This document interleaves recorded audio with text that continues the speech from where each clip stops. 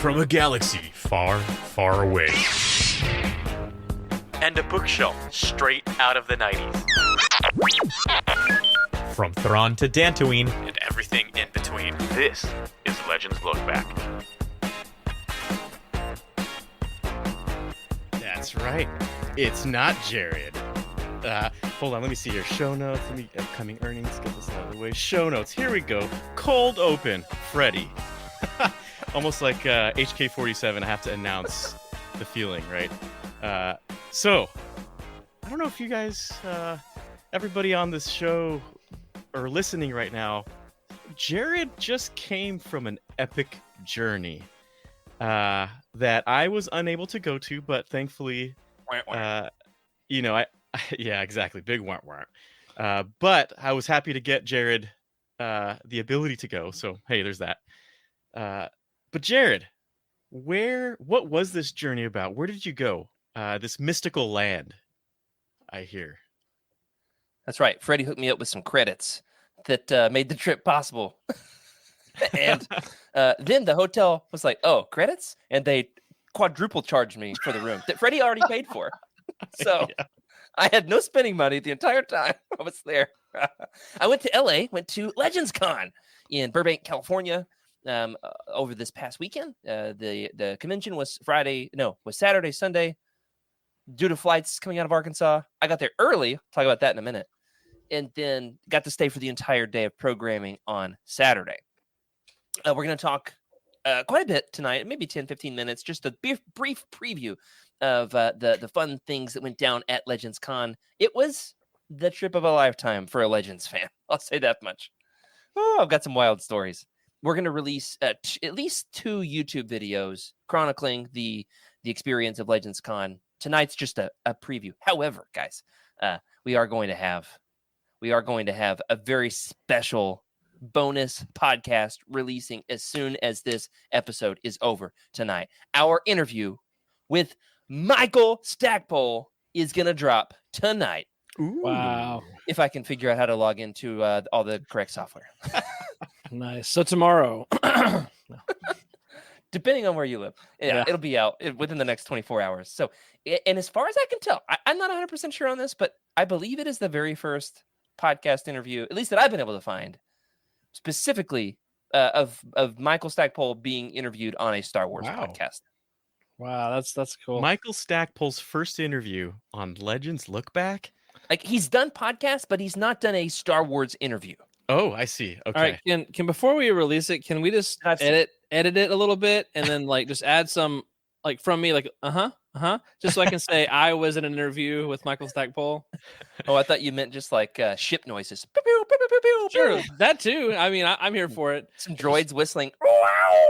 If I'm just on the audio track, I'd be happy. We'll need that for the Stackpole interview, no doubt. Yeah. He was amazing. He was awesome. I was so grateful for that chance. And we got the picture of me with Stackpole. I mean, I just feel like the world needs to see that. Yes. It's pretty good. It's me and it's Stackpole and it's my my gosh. book. Look at that. Yeah. Looks a bit like Gary Oldman. Did you I'm assuming you got that signed, right, Jared? There's no way you that was the only paperback I brought. Besides that, I brought hardcovers. I got him to sign my Dark Tide Duology hardcover that I bought with you in LA last year. Nice. Made its way back to LA and back to Arkansas. Wow. So that was cool. I do want to tell one more thing before we get into the show proper, and we'll talk about who all we got to interview and all that good stuff in a second. Very first night there, before Legends Con started, this was Friday night, I needed something to eat. I've heard LA has good sushi. I was feeling in a sushi mood. Arkansas, not known for its sushi. Believe it or not. Too far from the beach. We have beaches. We have lakes. Not the same. Lakes. No. What, you don't want sushi from Beaver Lake? Beaver Lake. Yep, that's the where I get my sushi. So I went to go get some sushi, and I took a lift from the hotel. $7. Was there in 2.5 minutes. It was like 3 miles away. They drive fast, those taxi drivers in LA. Yeah. Then like it was a beautiful evening. It was like 75 degrees.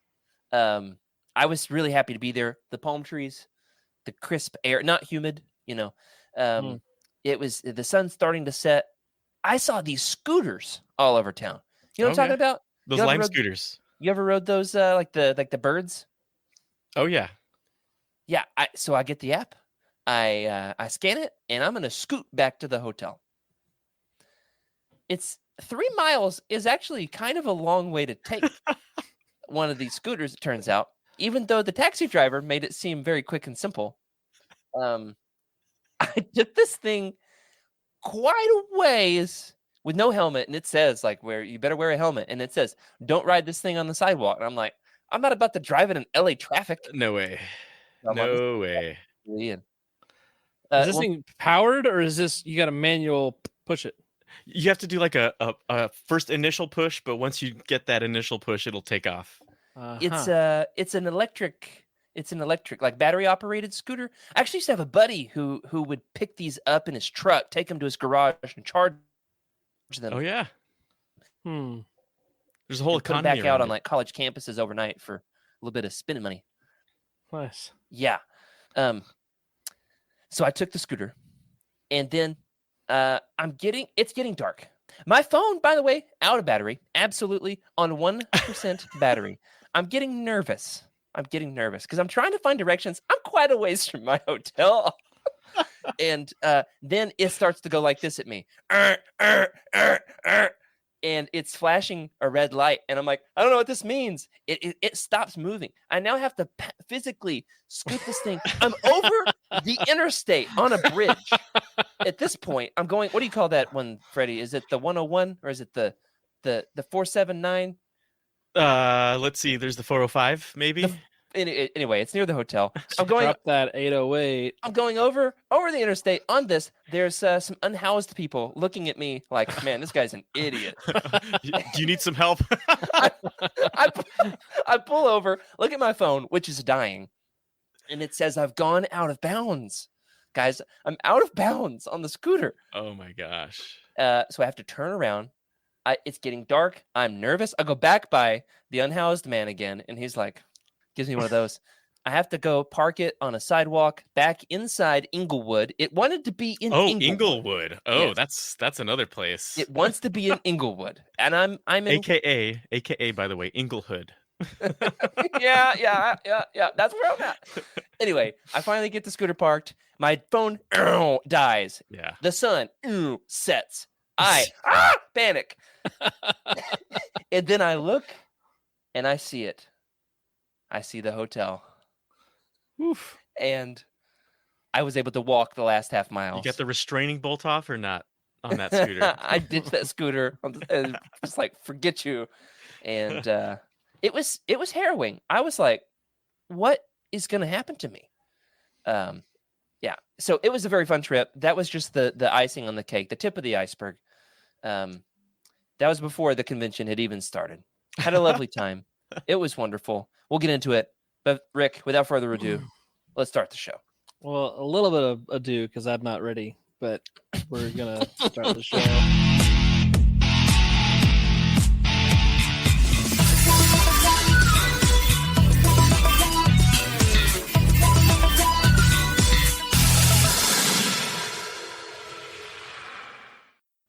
Hello, everybody, and welcome to Legends Look Back, proudly part of the Utini Podcast Network. This is a Star Wars books podcast for people who can't remember algebra, but can definitely tell you every single one of the Ninja Turtles with color association and weapon of choice, where we celebrate our rich EU history as well as dive into lesser-known Star Wars classics. I'm your host, Jared Mays, and I'm joined tonight by the wonderful, the legendary Moneybags himself, Freddie C.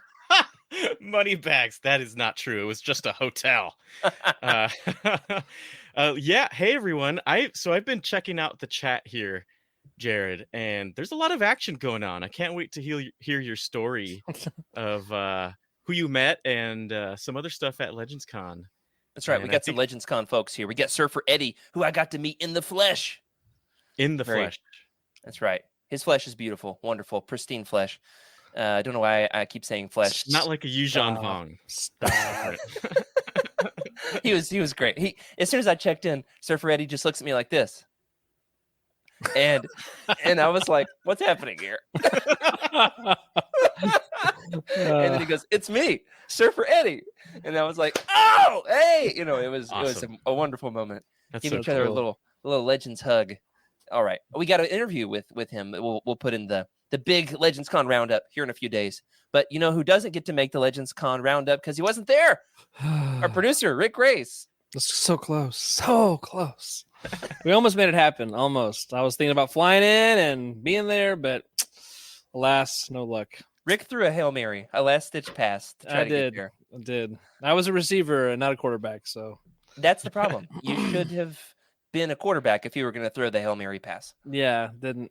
At least don't be one that gets hurt right away. Oh, too soon. Yeah, and another guest that we've got here with us in the chat tonight. Very fun to have some folks joining us for the live show. Somebody I got to spend a lot of time with at Legends Con is Jedi Jalen, Tahiri Vela cosplayer, who we'll have an interview with her coming up in the roundup. Unfortunately, not tonight. That's my my hot tub story. I told my wife I met a fan in the hot tub. Jedi Jalen, what's up? And my wife said, "Wow, you're famous." And I said, "Only in hot tubs." Nice. Near a Legends convention. Yeah. But we don't get to do the full recap on all of it tonight. But guys, tell the good folks who all we have bagged interviews with that we'll be hearing from over the next couple of weeks in your audio feeds. Oof, man. Yeah. Rick, you want to hit these first two here? Sure. If I can pronounce them, let's see. I'll get my glasses up here. First, Sean Stewart, of course, Yoda, Dark Rendezvous author. Did I say rendezvous weird? Rendezvous. Rendezvous. Thank you. Yeah. So Sean Stewart, that's exciting. Jared, from us talking a little bit earlier, you said something about him like the smartest guy you've ever met. Like, just He was brilliant. guy. He was like quoting, according to the 14th century French poet, blah, blah, blah. And Cultured. he just knows all this stuff. Yeah. Nice. Let's see. Then we have Karina Becco, Legacy Volume 2. I read 16 out of 18 issues on the flight to California. There you go. Ah, That's how you do it. She was wonderful. Absolutely wonderful. That's Yeah. great. That's awesome. So was she the author of the? Do you author comics? Wow, why am I so bad at this tonight? What's Writer? going on? Yeah. The writer. She's okay, a writer. sweet. Yeah. I know that there's different artists and letterists and all that. So I was making sure. Sweet.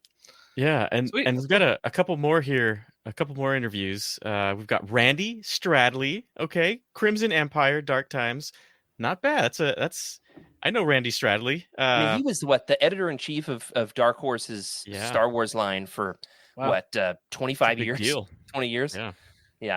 He was wonderful. Loved him. He wrote "Loyalty Never Dies." Look at that autograph. Ooh, I love that's that. cool. And then, of course, Matthew Stover, who wrote Traitor Luke Skywalker in the Shadows of Mindor, Shatterpoint, Revenge of the Sith novelization, one of the best, in my opinion. And, of course, last but certainly not least, Michael Stackpole. I mean, what else do we need to say about Michael Stackpole? X-Wing Rogue Squadron. Let's go. Yeah, he wrote the Rogue Squadron books, some comics as well, the X-Wing comics, and yeah, that's me on the scooter again. That's Karina Becco. That's right. Yeah, there's my interview with Randy Stradley here. I got a picture of that one. He's looking at me like this podcaster. That pin is massive. He hated doing all that. Yeah. Hey, I'll tell you this much. When I got Matthew Stover's interview, there he is. Wonderful. That picture is almost NSFW. I mean, that man, I'll tell you what, he is wild. Oh, he was a handful. When he signed my my copy of Traitor, he did a line from the book in here. After I had done a 20-minute interview with him, he made me rethink my life by writing, "Jared, everything that I tell you is a lie." All those interviews are coming your way. They're going to take a little bit of audio processing because I did the interview in a busy convention center, so I got to do some audio editing. And let's be honest, we all hate doing audio editing. So give me like 2 weeks to get all those out, everybody. But keep your eye on your podcast feeds. We are going to get the Mike Stackpole interview out in the next the next 24 hours. So sounds good. Excited about that one. And I'll say this last word on Legends Con, the folks who who hosted us, the organizers of the event. Freddie, you and I got a chance to meet Catherine, one of the organizers. It's so lovely, so wonderful to work with.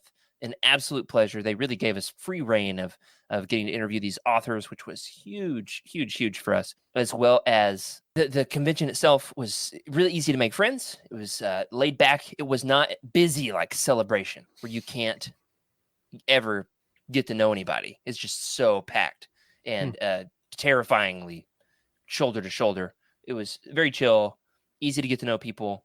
Highly recommend it for Legends fans. So, question, I'm Jared. anxious to see where they go next with the future events. What can come? So with this that, was like got to get it off the ground. Yeah, absolutely. With that though, knowing what you know, knowing what you've seen, are you going next year? Or 2025? Well, Sorry, 2025. I don't know that there is going to be a next year, and the organizers haven't announced. When the next one is. They were like, "We need a break. It's been a lot to plan." Yeah. But there is talk of doing another. So if they ever do one again, without a doubt, nothing will stop me from being there. Getting unadulterated access to just sit and listen to these Legends authors. The panels were fantastic. There's one I can't wait to see if they upload it. They're recording all of them. There's one about the many lives of Luke Skywalker, and they got a bunch of Legends authors up on the stage to talk about the many wives of Luke lives. Skywalker? The lives. Lives, got it. A bunch of Legends authors up there to talk about writing Luke Skywalker. And I'm Luke so excited. Skywalker moves to Utah. All right. So we will talk more about Legends Con in weeks to come. We'll do a full vlog travel highlight video, including, I haven't got into this yet. This will have to be another conversation. I did a Star Wars Hollywood Walk of Fame scavenger hunt, which was a lot of fun.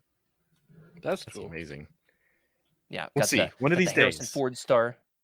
When Disney realizes the attention that Legends is bringing, we might actually see more Legends at Celebration because we didn't see anything. Right. So, that's what this was born out of. The fact that there really wasn't, other than cosplayers. Oh man, cosplayers were amazing. I mentioned our friend here, Jalen, who did Tahiri, which was great, all the way down to the bare feet. Oh wow. But also there was a Lady Bane. I can't wait to show her. There was a Lady Darth Bane, obelisks and everything. That's awesome. I said, "Are those painful?" And she just looked at me like this. Like I've never heard that one before. That's awesome. There was a Max Rebo. All right. There's so much more to say. We'll get to it another time. We've got a book to talk about tonight, though, guys. Tell the good folks what is the subject of our conversation, at least for the last little while that we've got here on the episode. What a slapper of a book. This book, as they say, is a banger. Specter of the Past. It's the Hand of Thrawn duology, and this is one of those, in my opinion, sleeper nugget books. You know, the ones that you never think about, you never care to read. Maybe the book art just doesn't look that good, or not a lot of folks have just gotten to it. But this book, oh my goodness, we got to jump into it because it is amazing. Jared, I think Jared might have just taken off for a sec. I went to get my book. Oh, there it is. Let's see here. Let's see the book. Classic cover. Drusen. The heads, the floating heads. Absolutely. I love it. And we got the who is that? Is that Phalia? It's a Bothan, that's for sure. Undisclosed Bothan. Undisclosed Bothan. Maybe one of the ones that didn't make it from that little stunt that This is like 15 years after Return of the Jedi. So, I mean, I think it's fair to say that he made it. Yeah. 10 years after the death of Thrawn. Is that right? I think so. Yeah. I want to say I did some Googling today to try to find it out. And 10 years after the death of Thrawn and like 20 years after Endor, or I forget. Something like that. Yeah, 10 years after Heir to the Empire, yeah, something like that. I just unlocked like a childhood core memory. Like, you know, you're playing Zelda, like okay, Breath of the Wild, when he like trying to get his memory back and all, like hits him, you know. I just seen that Bothan image. Did y'all watch Warriors of Virtue? Warriors of Virtue. No. A 90s movie. It's about these like kangaroos. They're like ninja kangaroos, and they look just like a Bothan.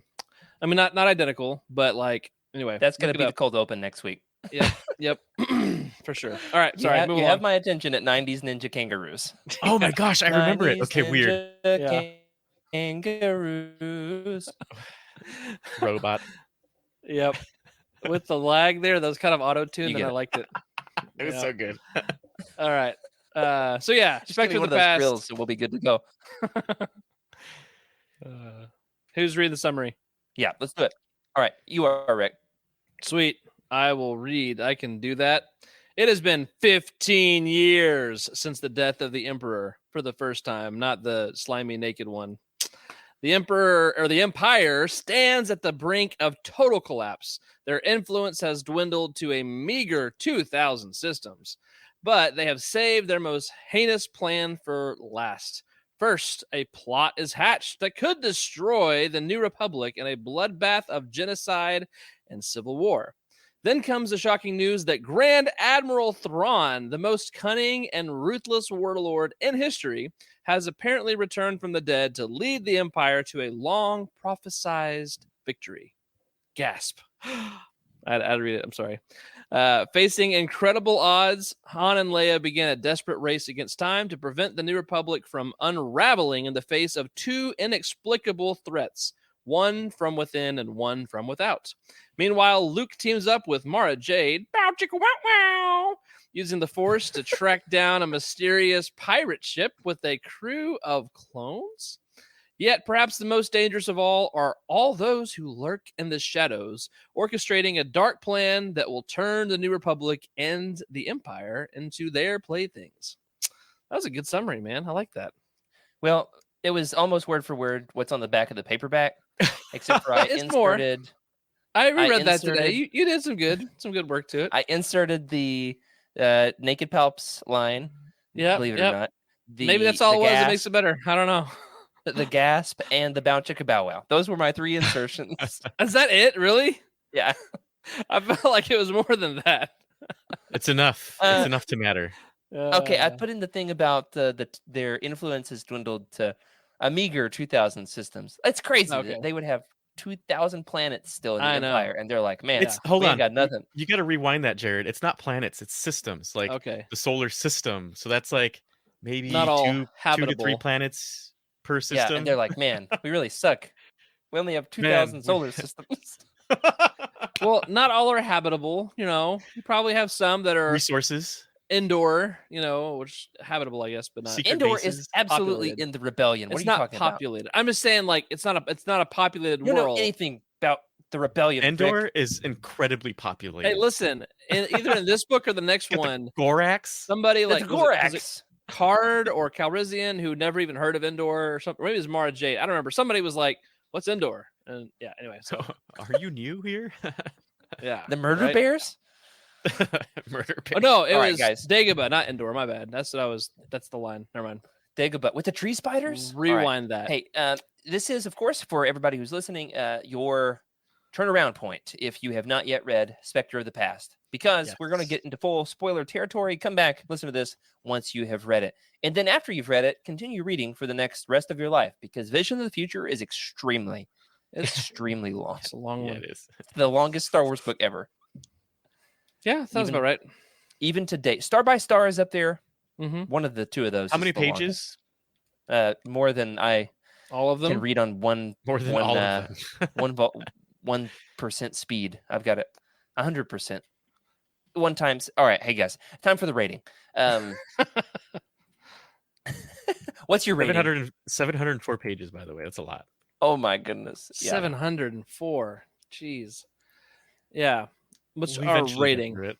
All right. All right. Remind me the scale again. I can never get this straight. Like I'm always making up numbers and letters and Great comment here in the chat from Jalen, who says that they made a page limit because of Zahn and Denning. checks out. That's so good. Yeah, what is believe the it. rating system, I Jared? believe it. Yep. Yeah. Top of the tier is masterpiece. After that is incredible. Middle of the way is good. After that, we've got mediocre, followed by bottom of the barrel, which is fair. Okay. So no great. I mean, you can say whatever you want. It's a podcast. I'm gonna say whatever I want. All right, deal. Or as the kids would say, bet. Bet. I'm thinking for me, this one's good, borderline incredible. Yeah. It's always good to read Thrawn or to read Zahn. Dang it, make that mistake every time. I know. Always good to read Zahn. Zahn's a good author. He does great characters, complex plots. This one though, the World plot, building. the plot is really dense. Yeah. Yes. He's spinning a lot of There's a lot of threads. webs. It reminds me like Plagueis and Lucino with the complicated politics. And I really liked it. See, that's the thing. If you can't get through the politics, but I mean that's exactly what the politics is, right? It's like finding angles, coming at it in different directions. Mhm. But in my opinion, So okay, so I don't want to take it away. Rick, what was the rating so far? We've got Jared, great, Jared was good. good, incredible, which equals great in my book, and I think that's about right. I would level it as great. I don't know. I feel like I'm not done with Vision of the Future. I'm like halfway done. It feels like it should be done, but it's like halfway. And not that the story is not incredible. It is. I feel like the duology together probably is a higher score than the individual books. Yeah.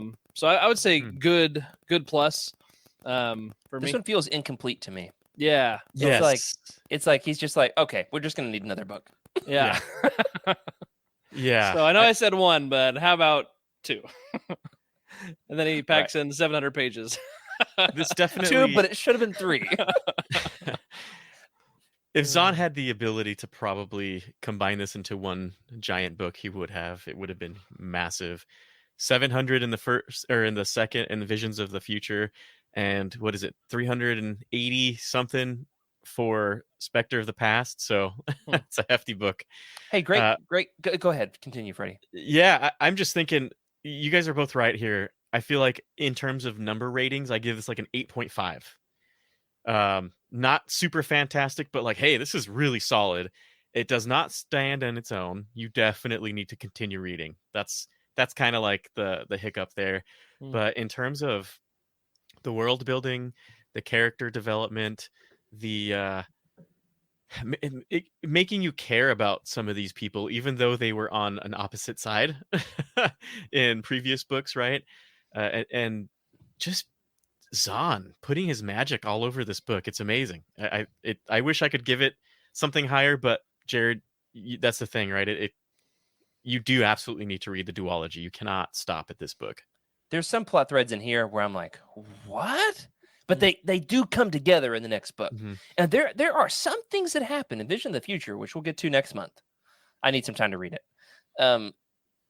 That are absolutely among my favorite moments in the entire EU. So Wow. he does some great things in the build-up, but like the actual build-up itself to me is a little tedious. Mm-hmm. But great comment from Skooma Joe, which is not something I'd ever thought about. Zahn is bold because the Hand of Thrawn books deal largely with his original characters. It doesn't just rely on Old Testament characters. Yeah. Hold on. Original trilogy characters. Old Testament. Got to switch modes. If this was someone's first Star Wars book, they'd be totally lost. Haha. So, yes. I read that as because the hot book deals. So that also, context is important. But it's a good point. You'd spend a lot more time with Talon Card than you do Luke Skywalker. Yeah. A lot more time And with sometimes Hellion with Wedge too, right? That's Sure. yes, you spend a lot of time with Wedge and parts of Rogue Squadron that I don't even know if I know who they are. Some of the rogues, but Corran Horn or something like that. Corran Horn's definitely there, but Paris, I'm not sure who. That's Paris a great is. point. I love the way he writes the rogues. Yeah. He's really good at. He and Stackpole have great synergy. Yeah, they do. What is this, Rick? Skooma says Moses and Abraham are my favorite EU characters. I'm more of a Nehemiah guy. Yeah. All right, let's get into those characters. Let's start with probably my favorite character in the book, Admiral Pelion. Mhm. Oh, How do yeah. we see Pelion being the ideal Imperial in Spectre of the Past? He's kind of like juxtaposed against the honor or lack of honor with the other villains, Moff Disra, Major Tierce and Flynn, the Thrawn imposter. They're put up against Pelion, who it wants to follow the straight and narrow. In fact, he wants to surrender the Empire to the New Republic, which is, we'll talk about that more in a moment. How is he the ideal Imperial? Oh, can I go ahead, Drick? Okay. Yeah. I love Pelion. Like as a character, I'm here for it. I love it. But I don't think he's the ideal Imperial officer. I feel like he's too reasonable. He's a great leader. Yeah, like he's got too much like respect and common sense and willingness to see the bigger picture. Not even from a strategy point, but just from a hey, life's gonna go on. Let's be smart about this. Right. And so like, man, I love the character, but I don't know if he's the ideal Imperial. I think he's the ideal Imperial military officer.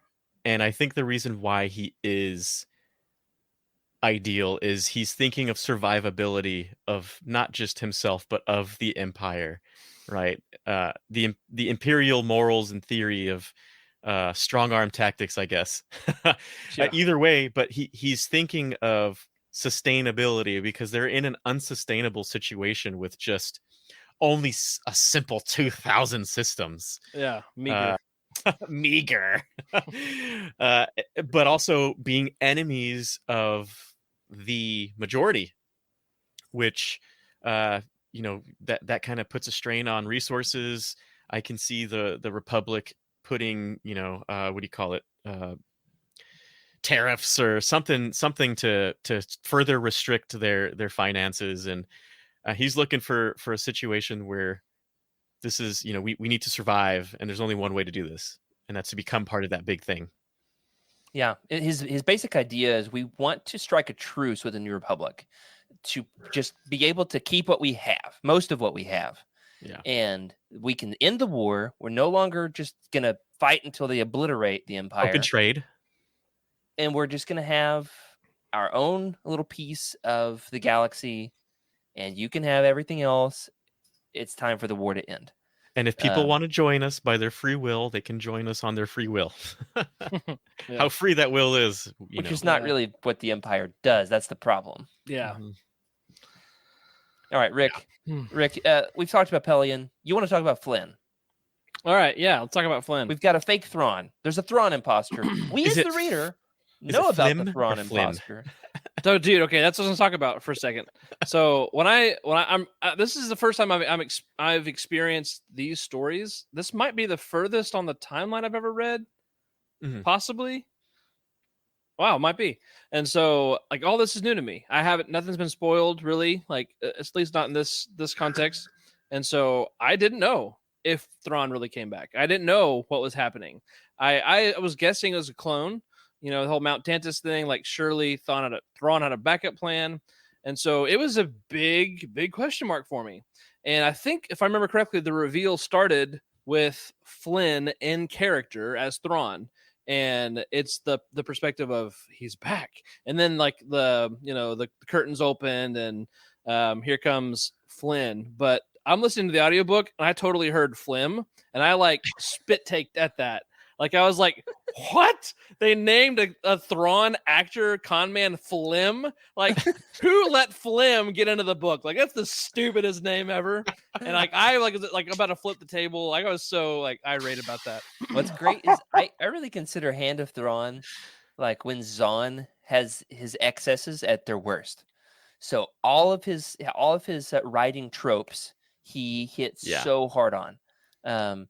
So anytime two characters are dialoguing with each other, one of them says something important, the other one says, point, or you have a point. He overuses the word point.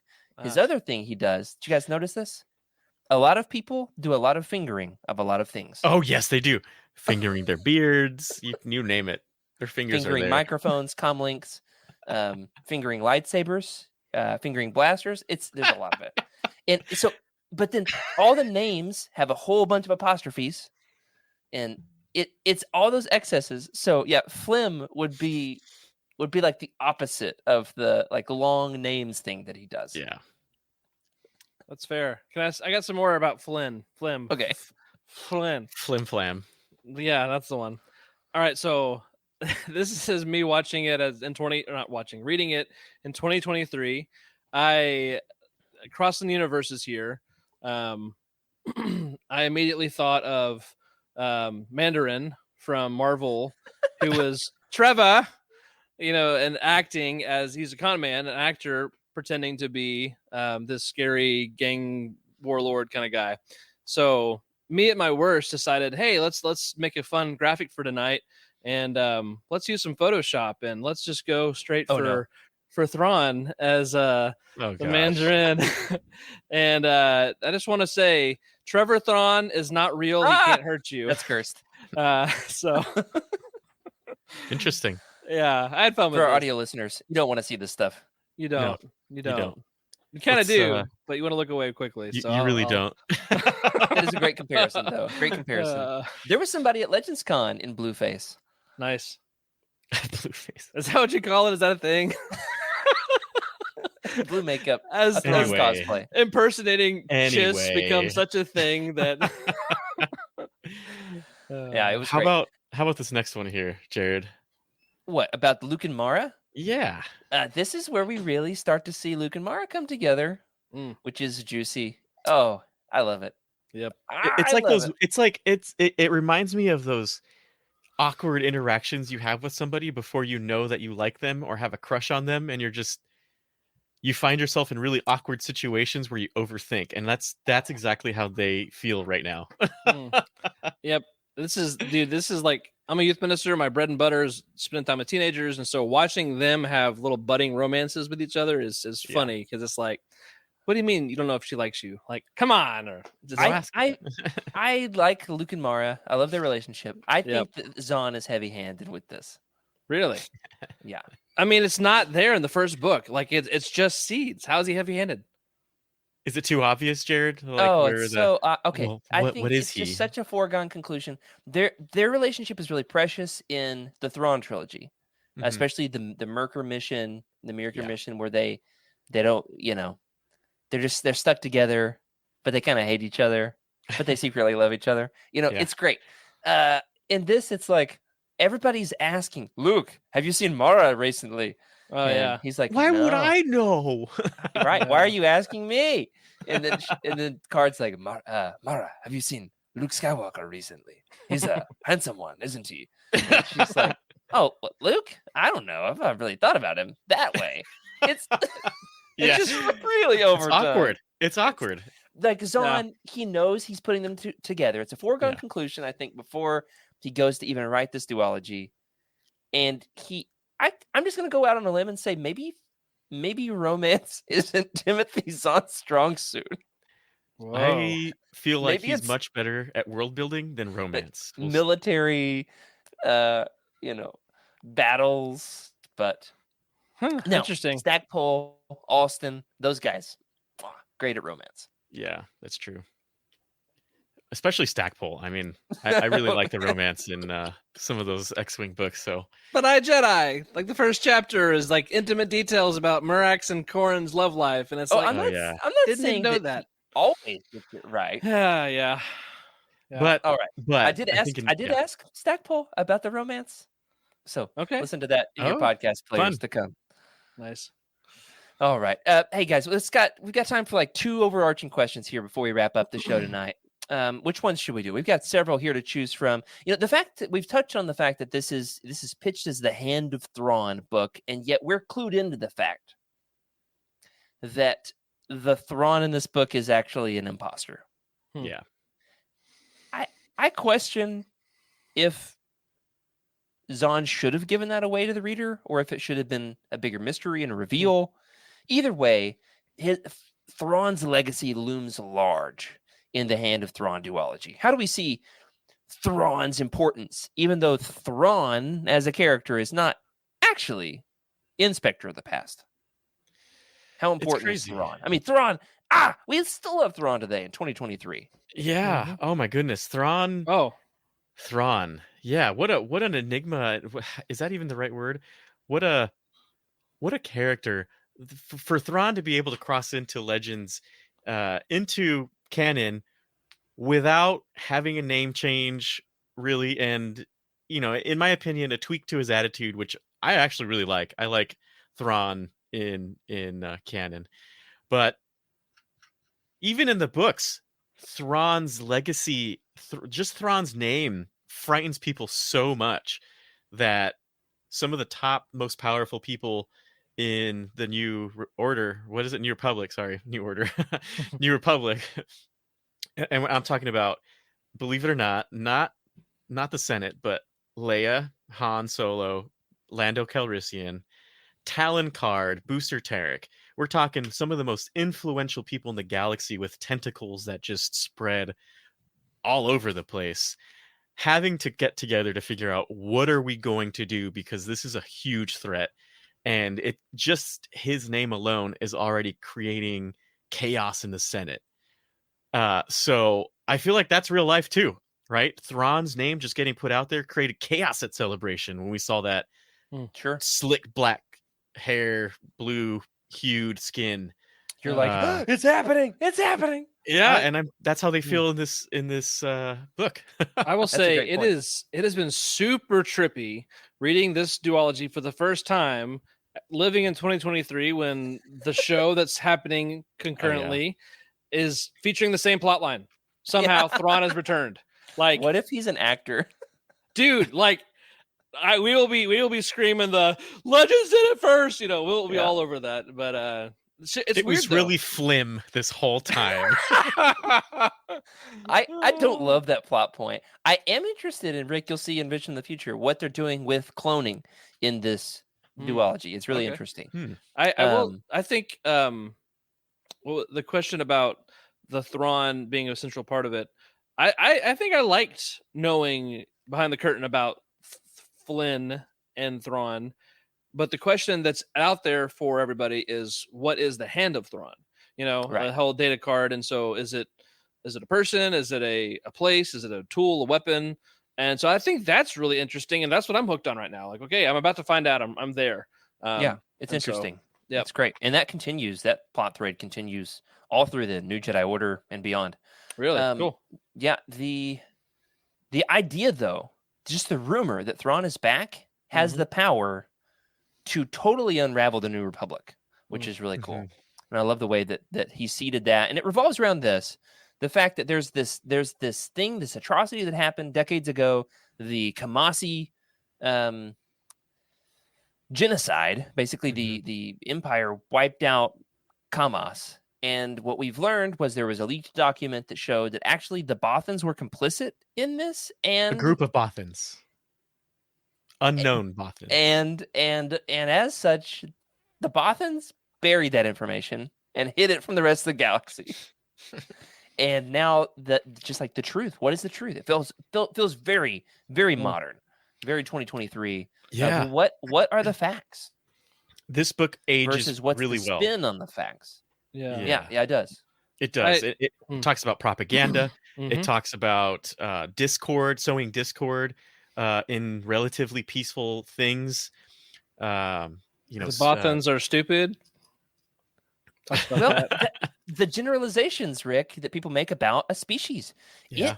This book, more than maybe any Star Wars book I've ever read, Hmm. had me thinking really, really critically about modern day politics and about race relations, Hmm. about, to be blunt, about BLM and Antifa and modern day news networks that will put a spin on Hostile countries creating propaganda to sow discord in other countries. It's Yeah. incredible how That's he fair. predicted this in the same manner Yeah. that Michael Stackpole predicted coronavirus with the Krytos virus. Yeah. Yeah. Are we saying that's that Star Wars books are prophetic? Is that what? The more legends you read, the more prepared you will be in this life. There you Well, go. that's sci-fi, and maybe though. the next. Sci-fi has always fictionalized things that are just a little bit ahead of their time. Yeah. And so they're great. Both of these authors, Stackpole and Zahn, are among the great sci-fi writers of all time. And so Yeah. they're And- able to achieve that, something that transcends Star Wars. That's Yeah. good. Good word, man. I think, like I said earlier, it's up there with Darth Plagueis in terms of the weight of the politics and the real world issue. Yeah, I feel that. That's good. Maybe even more so than Plagueis did for you feel for the people. Yeah, good stuff. There's a lot about this, so much more that we'll talk about in our next roundtable, which we'll get to in a few weeks. Here on Specter of the Past, we'll have shows coming out every single week between now and then, including lots of bonus content hitting the podcast feeds. And there's so much here for us to dive into in the wide world of Legends. Coming up after the Hand of Thrawn, we're going to do iJedi, because it's long overdue. Oh, man, we've talked around it for, 4 years, Freddie? Roughly. Around it. That's a good way to put it. We're going to do it. We're going to talk right into Cornhorn's extendable lightsaber. And then after that, December leading into 2024, big announcement, guys. We're going to do nothing but the new Jedi Order next year. 2024 is the year of the Yuuzhan Vong. Buckle up. Buckle up. Buckling. Rick just quaked in his boots for all of our audio listeners. Yeah, I mean, I love how like the plan was this year, this fall, we're going to tackle New Jedi Order. And then I am so far behind with all the prerequisites that it's like next year. So they're coming. It's coming. Yeah, we're going to give doing you it. time. Thank We're you. going to give you time. By the way, if anybody on the internet has the hookups to those illicit, unabridged audiobooks of the New Jedi Order, That's a we thing. may or may not know people who'd be interested. Yeah. Theoretically. Maybe a Hypothetically. Patreon goal to do a recording of ourselves that'll take probably 2 years to make. Wow. Well, guys, this has been fun. So much more to talk about. Buckle up, everybody, for New Jedi Order, and hang tight for our Legends Con bonus interviews with Sean Stewart, Michael Stackpole, Matthew Stover, Karina Becco, and Randy Stradley. Those will all be coming out within the next couple of weeks. So that'll do it for tonight. Also want to give a huge shout out to the Living Force. Living Force just last night wrapped up this particular era, this particular season of their show. They've discontinued their live shows, which, Rick, you were saying makes us the flagship live show the flagship live show of the Utini network. We are the top dog. I think we all need the biggest Lego starship sit in the back to remind us of who we are. That's right. Yeah. I actually ordered a $100 X-Wing helmet today to put in my background. So nice. Yeah. That's awesome. In all seriousness, want to say thank you to Living Force for doing this with us, and congratulations on 4.5 years of weekly podcasts we're rarely missing a beat. Our partners, right? Our partners. Just to give some background on the Living Force, right? That's how I got involved in Utini. Corey was he had released a call to the masses of the book subscribing days, and just had an open call of like, hey, we want to start a podcast. We need some folks to help. And I came in, produced a few shows, got them out there, and once they got things set up and kept going, Jared stole me from right under him. I heard Freddie on that was that like episode 9 of the Living Force. They asked Freddie, all right, let's go around the horn, everybody tell us your favorite canon book. And Freddie said Darth Plagueis, and they said, no, Freddie, that doesn't count, we mean your favorite canon book. And he said, not changing my answer, it's Darth Plagueis. And I said, that's my guy right there. It was a good time. It was a good time. So anyway, shout out to you guys.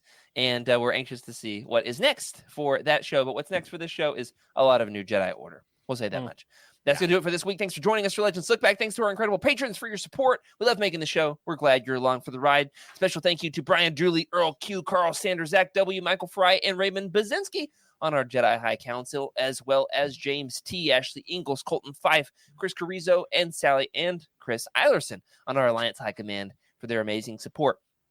Remember, everybody, to sub to the channel, leave us a review in your podcast platform of choice. If you're on YouTube, hit that like button, subscribe, the bell, all those things. They really do help other people find the show, because you found it, you like it. And if you don't, please don't let us know. Keep it nice in the comments. If you'd like your thoughts read on the show, you can find our contact information in the description below. We're on Twitter at Legends Look Back. And remember, everybody, to keep the Utini fan code and be a force for positivity in the fandom. May the Force be with you. This is a Utini broadcast.